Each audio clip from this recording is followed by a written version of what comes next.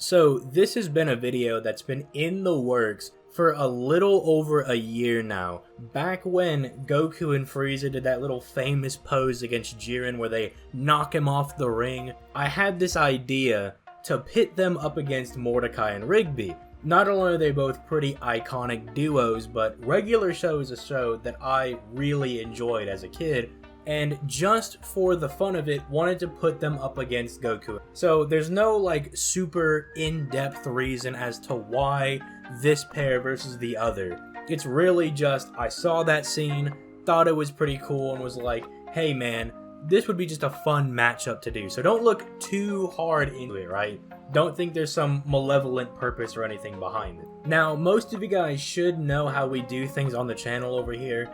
We're going to go over their strength, speed, and abilities. Then at the end, we're going to cover who I think would win if two were to come to blows. But because I feel like this might be a bit more controversial, right? I'm going to do a lot of the links and everything at the beginning of the video, just in case you guys are just sitting in your chair and you're like, oh, he says Goku and Frieza lose, I'm going to spurg out. So if you feel like that's going to be you, my Discord is linked in the description. If you would like to come down there and debate after watching this video, feel free to do so. Just know that I will stomp you into the ground. No hard feelings, that's just how it is. I will, however, let you choose if you want it to be a shouting match or a nice peaceful discussion. Both are fine. It's really up to you which one you want to go with. If you watch the video and you just think, hey, this guy seems pretty cool, I just want to chill and hang out, then my Discord's also there just if you want to hang out and chill. My Twitter's down there. I have a second channel where I talk about video games and stuff. I also have my YouTube membership link linked in the description as well. So if you want to support the channel and help me do videos like this, that is an option guys down there. But enough shilling, let's get right in this video. Now, going over the Dragon Ball side should be pretty easy, especially since I covered a lot of the cosmology in the Can Yuha Solo DBS video a few weeks ago. But for those of you that have not watched that video, or maybe you're not familiar with Dragon Ball cosmology, we do have confirmation that the universe itself is infinite in size, and that there are other realms that are as big, if not bigger, than the actual universe itself. Meaning the Dragon Ball universe is actually a macrocosm made up of multiple infinite-sized realms. And Goku and Beerus, back in the Battle of Gods arc, were threatening to destroy all of this pretty casually, mind you. It was really just the after effects of them punching each other was threatening to destroy the universe. And even their shockwaves were traveling the Kaio realm, which in and of itself is supposed to be another realm, like it's not in our normal universe. And this is just God Goku, not Super Saiyan Blue Goku, who should be 50 times stronger than that. He gets Blue Kaioken on top of that, surpasses Blue Kaioken with his normal blue state, then gets Blue Kaioken times 20, and he's already just dozens of times stronger than his Battle of Gods version, where he was threatening to destroy this basically low multiversal construct. And Frieza is just going to ride off of Goku's coattails because he's able to fight Blue Goku in the Resurrection F arc, and then later he's able to fight current Blue Goku and actually knock him out of his blue form when they have this little scuffle right before the Tournament of Power. There's also an interview saying that Frieza is one of the strongest combatants Universe 7 has to offer. So both of them should scale to being low multiversal. Speed should also be very easy, but a lot of people just don't really get it, right? Goku and Beerus' shockwaves from their attacks were traveling not only the infinite Dragon Ball universe, right, but into the other infinite universes like the realm of the Kais. In fact, the Kais, while watching the battle, feel the shockwaves coming from Goku and Beerus, meaning the shockwaves, or just the tremors from their attacks, are able to travel an infinite distance. And you could try to argue that their shockwaves might be stronger and faster than the actual users themselves, but it just seems like a really weird argument to make, that these passive things that they're doing are actually faster and stronger than, like, say, Goku's Kamehameha, which is something he's actively using, pouring. So again, they should have an infinite amount of speed, and Frieza's just going to ride off of Goku's coattails because he's able to fight Blue Goku, current Blue Goku, in the Tournament of Power, meaning scale similarly. As for abilities, Goku and Frieza have some basic quote-unquote Dragon Ball abilities, right? they can shoot laser beams, they can shoot even bigger laser beams, blow up planets, all that good stuff, but they don't really have a lot of hacks-based abilities, you know what I mean? Frieza has telekinesis, but it doesn't really evolve farther than, oh, I can just throw big rocks at people with my mind, or I can put Goku in this little ball and kick him around. Goku has some nice defensive abilities, right? Like use the solar flare to temporarily blind his opponent, or use his third eye to see through illusion. But really, outside the Mafuba, really, which is a good ceiling that he has, they don't have a whole lot of hacks. They don't have abilities that we would really think of. It's pretty much, you know, Dragon Ball, I hit you really hard and I have big beam attack, right? It's nothing super complex. So now we go to Mordecai and Rigby, and there's quite a few ways we can interpret their power. So at the very beginning of the series, Mordecai throws Rigby into a wall and that creates a small hole. Kind of fodder, right? But then we have a little bit of stronger feats, right? Like Mordecai survives jumping from a chopper into a swimming pool, and he sustains heavy injuries, right? But he does live. But even higher than that, we have Rigby's death punch, not only creating this massive hole in the ground that seems to go down to the mantle because it hit lava, but he's able to punch so hard that it creates a beam of light that erupts from the mantle to like lower Earth atmosphere, which is pretty powerful. Then we start getting in maybe stronger feats, right? We're kind of bridging into planetary, right? Because we have the Destroyer of Worlds very early on. And if you take the name literally, then the character would be planetary, and they do end up beating him with their little video game avatar. That same Death Punch Rigby also punched Pops either just lower Earth orbit or punch to the sun, which if he punched somebody so hard that they went all the way to the sun, we're talking ridiculous levels of force here, because he's not only punching him from Earth to the sun, but he's also going pretty quickly as well. So we're kind of getting into like planetary territory, but they also defeat Clorbane, who is like that giant baby with the mace, right? And Clorbane destroys numerous planets. We actually have some statements stating that he was going to end the world itself, and Mordecai and Rigby are able to beat Clorbane with the Fists of Justice. They needed the fist because Clorbane has some weird ability where he can't be harmed by someone who doesn't have them. It's kind of like Achilles in the Fateverse, where he can't be harmed by anybody with divinity, has this weird durability, but they're able to do that. But then we get even higher than that. When Mordecai and Rigby were trying to prove how cool they were to Benson, they became so cool that their existence itself was going to cause a singularity black hole that was going to destroy the universe. And funnily enough, later, we learn that the universe itself is infinite in size, meaning just their very existence alone threatens to destroy the infinite universe. And that's about as high as they get legitimate. So there are some wank arguments for Mordecai and Rigby. For instance, in the Christmas special season 8, when they're going to get this typewriter from Pops, encounter this elevator that raises your dimensionality the higher up you go. And they go to the 5th dimension. And I say it raises their dimensionality because when they go to the 2nd dimension flat, they go to the 3rd dimension, they become all 3rd dimension. And when they reach the 4th dimension, they get a bit more realistic. And the 5th dimension just allows them to see all of their possible choices. So you can argue that it raises their dimensionality to the 5th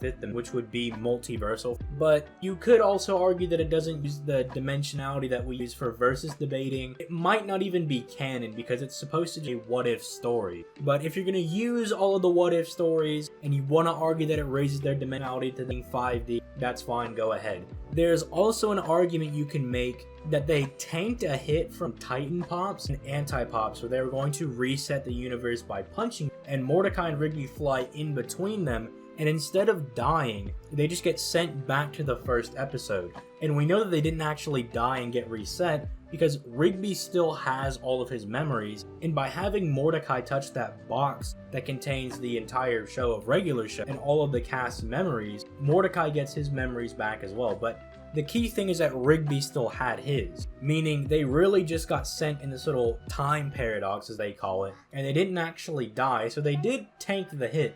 their little plane thing got exploded, but they still survived. So they might have universal durability. And you could try to argue because their durability is so high, their A would have to match it. But really, you can see that unless you use the 5D wank, they're not going to match up to Goku and Frieza's power. But what about their speed and abilities? Speed in regular show is absolutely all over the place. So at the very lowest level, right, Mordecai has this laser ring that he got from this blonde cult king, right? And because he's able to fire a laser at somebody and can kind of like dodge lasers, maybe he's relativistic, right? But then there's a huge jump because when they start playing basketball with the god of basketball, they're flying around the solar system, like going planet to planet in a matter of seconds with MFTL like plus. They're also able to catch Gary's car, which we know is able to travel around the universe, and yet they're able to like run up to the back.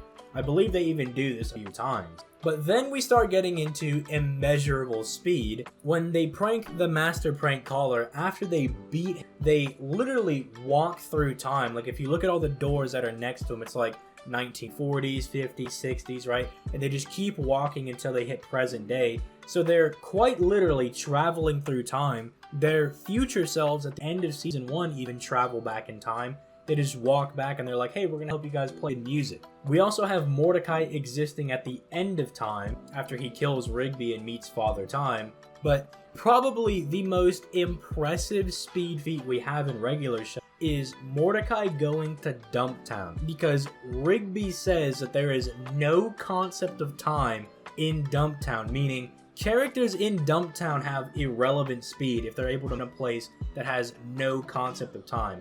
Or at the very least, they would be high-end immeasurables. So the speed in regular show, quite ridiculous. And then here's where I pull out my Bible, because now we have to go over their hacks and abilities. And as you guys know, cartoon characters do crazy stuff all the time. So they have a bunch of just random abilities, but I'll try to go over some of the notable. But do keep in mind, if I don't mention something, I definitely have it written down, but I don't want to be here for like 20 minutes going over powers. So for one, we see that Mordecai is able to die and revive himself, meaning he has some self-revivability. In the episode with the hot dogs, Rigby even confirms that Mordecai died and back to life. Mordecai and Rigby can send people or objects back in time with their phones just by saying the phrase like, the 60s called, they want their shirt back. They send you backward or forward in time, or bring an object forward or backward in time.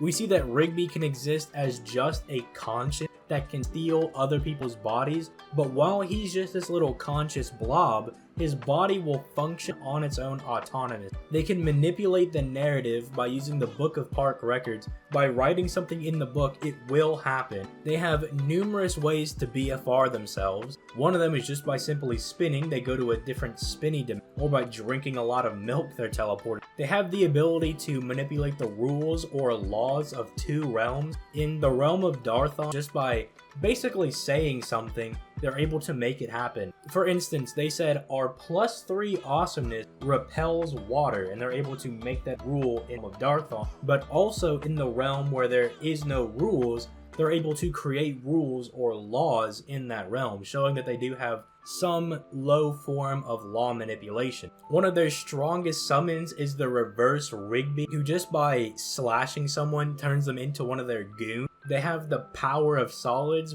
Just by asking someone to do a solid, they have to do it, otherwise they die. And as kind of a meme, you could argue that Mordecai and Rigby could be like, hey, do me a solid, Goku and Frieza, and beat up each other and see who's stronger, and that would take one of them out. Otherwise, the whole universe itself would just start collapsing. Rigby has the ability to steal people's luck and then give them all of his bad luck.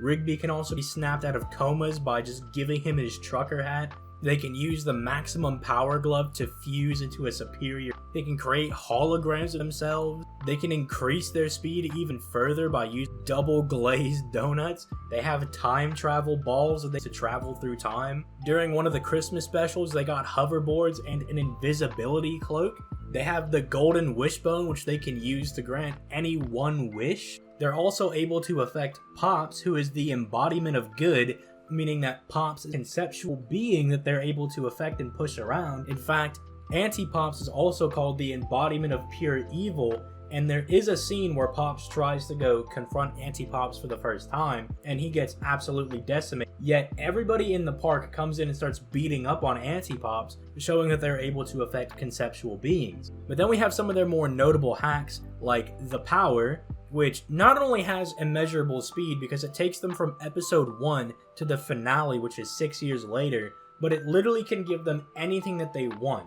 They literally summon a car, they give themselves the ability to fly, they summon a giant monster so they can summon biological as well.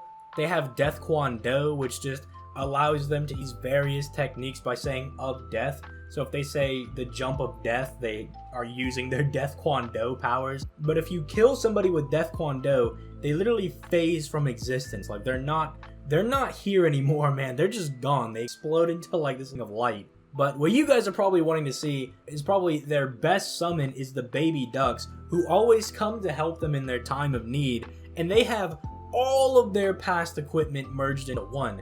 That includes the basketball shoes, the power, the power glove, just all that good stuff. And in the basically Evangelion episode of regular show, they fight the corporate mech and get the Galaxy Blade, which is literally as long as the Milky Way, and they're able to life wipe Earth just by karate chopping it. It's definitely their strongest summon, and one of their cooler abilities. And you don't have to be a rocket scientist to figure out who's gonna win this battle. We have Goku and Frieza over here with low multiversal power, infinite speed, and basically the Mafuba is their only real like sling hacks. Everything else is big laser beams or telekinesis. And in the other corner, sure, we have like planetary, possible universal Mordecai and Rigby, with maybe if you wank them they get 5D existence, but they have immeasurable speed to irrelevance, hacks that's able to affect conceptual being, which characters in Dragon Ball have no resistance, meaning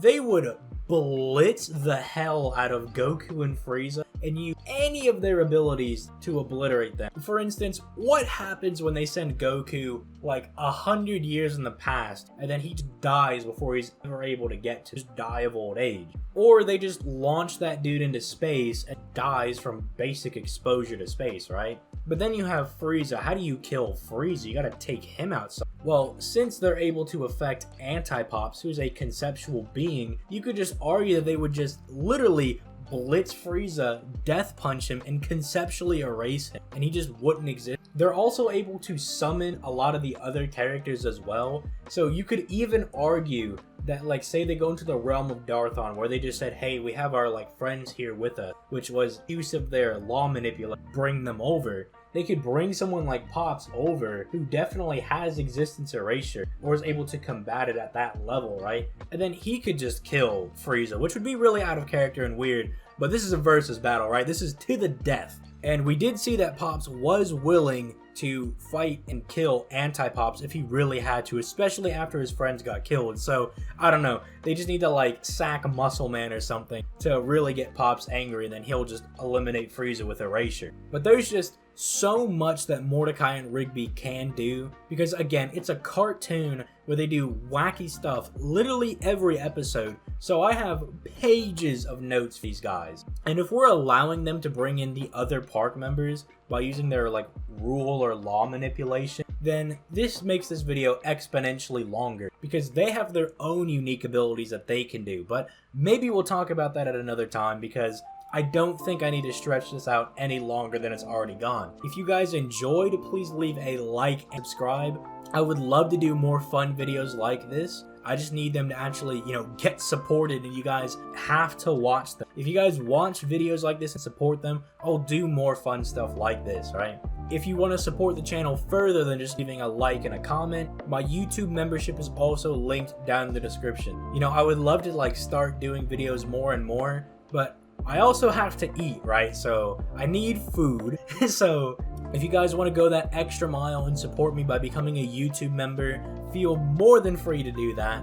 But if you're one of those people that had an issue with this video, right? You don't think that Goku and Frieza would lose, goofy characters, then come into the Discord and prepare to get smacked down. because I'm taking all comers with this video. I did not put like a year's plus worth of effort into this video just to have some normie Dragon Ball fans come over here and tell me that Goku would punch one of their lights out. Nah, that ain't happening, Chief. That's not gonna happen. We're taking all comers, alright? But all that aside, you guys have yourselves a nice day. Stay indoors, wear your mask, drink your water, and you know what? When the gym opens, maybe go down to the gym. Do some nice cardio, right? But I'm gonna go ahead and get out of here. You guys have yourselves a nice day. Peace, late guys.